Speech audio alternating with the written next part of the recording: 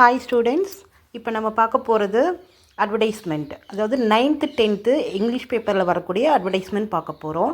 இது 5 மார்க்குக்கு கேட்பாங்க. அந்த 5 மார்க்கையுமே ஸ்லோ லேர்னர் கூட எடுக்கிற அளவுக்கு நான் சொல்லித்தரேன். நல்லா கவனித்து பாருங்கள். இந்த 5 மார்க் எடுக்கிறதுக்கு 5 பாயிண்ட் நல்லா நோட் பண்ணிக்கோங்க. பொதுவாகவே அட்வர்டைஸ்மெண்ட் எதுக்காக கொடுப்பாங்க? வியாபாரம் செய்கிறவங்க தன்னிட்ட உள்ள பொருட்கள் என்னென்ன நாங்கள் வியாபாரம் செய்கிறோம், அதுக்கான ஆஃபர் என்னென்ன கொடுக்குறோம், அதனுடைய தரம் என்னெல்லாம் கிடைக்கும் அப்படிங்கிறத அனைவருக்கும் தெரியப்படுத்தணுங்கிறதுக்காக செய்கிற ஒரு விஷயம். அது சில பேர் தொலைக்காட்சியில் அட்வர்டைஸ்மெண்ட் கொடுப்பாங்க, சில பேர் ரேடியோவில் அட்வர்டைஸ்மெண்ட் கொடுப்பாங்க. நாம் இப்போது நோட்டீஸ் பேப்பர் மூலமாக கொடுக்கக்கூடிய அட்வர்டைஸ்மெண்ட் பார்க்க போகிறோம். அதில் நம்பர் 1 அவுட்லைன் அண்ட் பார்டர். செகண்டாக டைட்டில் அண்ட் அட்ரஸ், கடையோட பேரும் அட்ரஸும் கொடுக்கணும். அந்த எந்த பொருள் சம்மந்தமான அட்வர்டைஸ்மெண்ட் கொடுக்குறாங்களோ அதோட பிக்சர் ஏதாவது 2 உங்களுக்கு தெரிஞ்சது, பர்ஃபெக்ட் ஷேப் வரணும்னு அவசியம் இல்லை, உங்களுக்கு தெரிஞ்ச அளவுக்கு ஒரு 2 இமேஜ் எழுதுங்க. அப்புறம் அதில் என்னென்ன ஆஃபர் கொடுத்துருப்பாங்க இல்லையா, கொஸ்டினில் என்னென்ன ஆஃபர் அண்ட் டிஸ்கவுண்ட்ஸ் கொடுக்குறாங்க இல்லையா, அது கம்பல்சரி அதில் மென்ஷன் பண்ணி இருக்கணும். அடுத்து ப்ராடக்ட் டிஸ்கிரிப்ஷன். ப்ராடக்ட் என்னென்ன எங்கள்கிட்ட ப்ராடக்ட் இருக்குது, அது சம்மந்தமான விளக்கங்கள், அந்த டீட்டெயில்ஸ் அதில் கம்பல்சரி இருக்கணும். இப்போ கொஸ்டின் பார்க்கலாம்.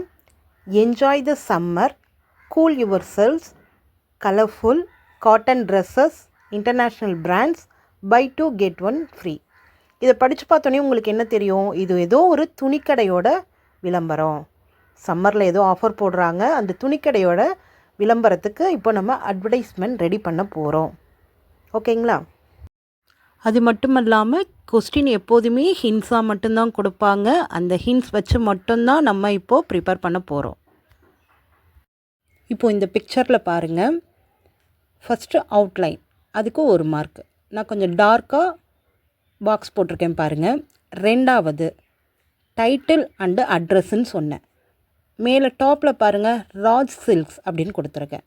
நீங்கள் என்ன வேணால் டைட்டில் கொடுத்துக்கலாம். உங்களுடைய நேம் பக்கத்தில் இது துணிக்கடைங்கிறதுனால நான் ராஜ் சில்க்ஸ்ன்னு கொடுத்துருக்கேன். உங்களுடைய நேம் போட்டு சில்க்ஸ்ன்னு கொடுங்க, அல்லது உங்களுடைய நேம் போட்டு ரெடிமேட்ஸ், இப்போ ராஜ் ரெடிமேட்ஸ் ஒன்றும் போடலாம்.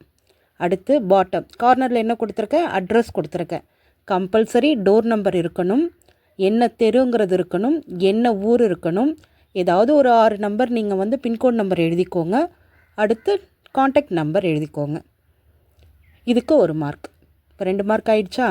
3வது பிக்சர் சொல்லியிருந்தேன் இல்லையா, இதுக்கு தொடர்பான, இந்த அட்வர்டைஸ்மெண்ட்க்கு தொடர்பான, இப்போ துணிக்கடைங்கிறதுனால ஒரு சில ட்ரெஸ்ஸோட இமேஜஸ் நான் இங்கே வரைஞ்சிருக்கேன். நீங்கள் என்ன வேணால் உங்களுக்கு வர இமேஜஸ் நீங்கள் எந்த ட்ரெஸ் வேணாலும் வரையலாம்.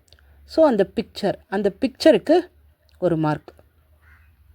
அடுத்து 4வதாக ஆஃபர்ஸ் அண்ட் டிஸ்கவுண்ட்ஸ்ன்னு சொல்லியிருந்தேன். அதை நம்ம ஹைலைட் பண்ணி காமிக்கணும். ஹைலைட் பண்ணி காமிச்சா தான் வாங்குறவங்க இங்கே டிஸ்கவுண்ட் கொடுத்துருக்காங்க, ஆஃபர்ஸ் கொடுத்துருக்காங்கங்கிறது தெரியும். இப்போது அந்த கேள்வியில் பை 2 get 1 அப்படிங்கிற ஆஃபர் கொடுத்துருந்தாங்க. அதை நான் ஒரு கேப்ஷனாக இங்கே கொடுத்துருக்கேன் ஹைலைட் பண்ணி. அடுத்து என்ஜாய் த சம்மர்னு ஒரு வாக்கியம் கொடுத்துருந்தாங்க, அதையும் நான் ஹைலைட் பண்ணி காமிச்சிருக்கேன். ரஷ் அப்படின்னு ஒரு கேப்ஷன் கொடுத்துருக்கேன். இந்த கேப்ஷன் நீங்கள் காமனாக எல்லா அட்வர்டைஸ்மெண்ட்டுக்குமே நீங்கள் யூஸ் பண்ணிக்கலாம். என்னென்னலாம் சேல்ஸ் சம்மந்தப்பட்ட அட்வர்டைஸ்மெண்ட் வருதோ அது எல்லாத்துக்குமே நீங்கள் ரஷ்ங்கிற கேப்ஷன் யூஸ் பண்ணிக்கலாம். இதுக்கு 1 மார்க்கு. அடுத்து ப்ராடக்ட் டிஸ்கிரிப்ஷன். ப்ராடக்ட் சம்மந்தப்பட்ட, எங்களுடைய கடையில் இந்த ப்ராடக்ட்ஸ்லாம் சேல் பண்ணுறோம், அதனுடைய தரம் எப்படி இருக்குதுன்னு சொல்லியிருந்தேன் இல்லையா, அதான். கூல் யுவர் செல்ஸ், கலர்ஃபுல்லாக இருக்குது. அடுத்து காட்டன் ட்ரெஸ்ஸஸ் இருக்குது, இன்டர்நேஷ்னல் பிராண்ட்ஸ் இருக்குது அப்படிங்கிறத நான் லிஸ்ட் அவுட் பண்ணி காமிச்சிருக்கேன். இப்போ ஓவராலாக இந்த அட்வர்டைஸ்மெண்ட் பாருங்கள். ஃபஸ்ட்டு பார்டர் இருக்குது, செகண்ட் டைட்டில் அண்ட் அட்ரஸ் இருக்குது, 3வது அட்வர்டைஸ்மெண்ட் சம்மந்தப்பட்ட பிக்சர் இருக்குது, 4வது ஆஃபர்ஸ் சம்மந்தப்பட்ட கேப்ஷன் இருக்குது, 5வது ப்ராடக்ட் சம்மந்தப்பட்ட டிஸ்கிரிப்ஷன் இருக்குது. இதுதான் கம்ப்ளீட்டான ஒரு அட்வர்டைஸ்மெண்ட். இப்படி நீங்கள் எழுதுனீங்கன்னா கம்பல்சரி உங்களுக்கு 5 மார்க்ஸ் கிடைக்கும். Thank you students.